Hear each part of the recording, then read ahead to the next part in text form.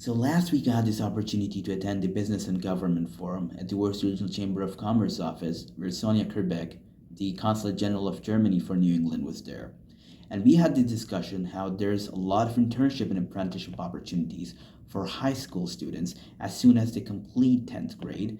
And by the time these students are in college or graduate college to actually get on a full-time job, they actually have that motivation, that innovative mindset, and those innovative ideas that can actually help them succeed in their life.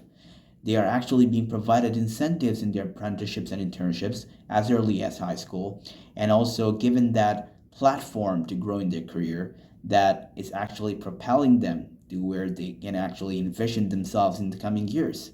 Just imagine if all that was actually possible everywhere all across the world, then we would have actually seen that technological improvement and advancement that 10, 20 years back people were dreaming of, that by 2025 we'd have flying cars or, more advanced tech and a lot of these cool gadgets that we were dreaming of, because that's still not a reality in 2025.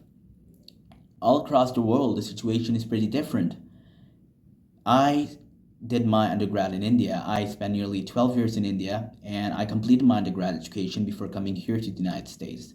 And in India, the situation was that there were not a lot of apprenticeships and internship opportunities, not even in high school, not even in college.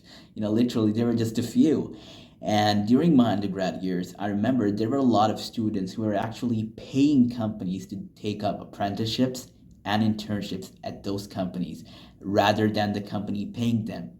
And that was worse. They were actually doing that because they were hoping that after taking up that apprenticeship, maybe they will actually get some experience which will actually help them get a better job. And that is not a reality, by the way. And the situation keeps getting worse.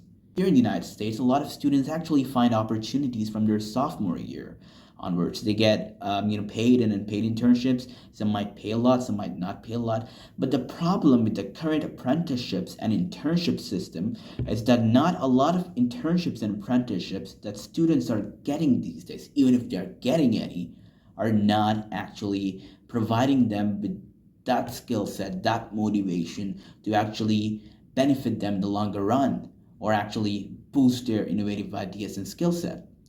A lot of times I think these things have to change.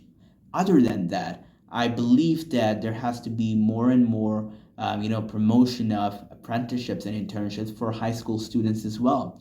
These days, there's an increasing number of high school dropouts and people who are not pursuing a college education after high school because of the expense that comes with it, because college education is not affordable these days. Not just that, people are stuck with, worse financial situations in their family or other situations that make them feel trapped. So there's a lot of innovative minds out there, but a lot of them are actually discouraged from pursuing quality education because they fear the consequences of pursuing a quality education. They may or may not get a good job. They may or may not be able to make more money, and they might be stuck with a lot of debt that comes with the college education.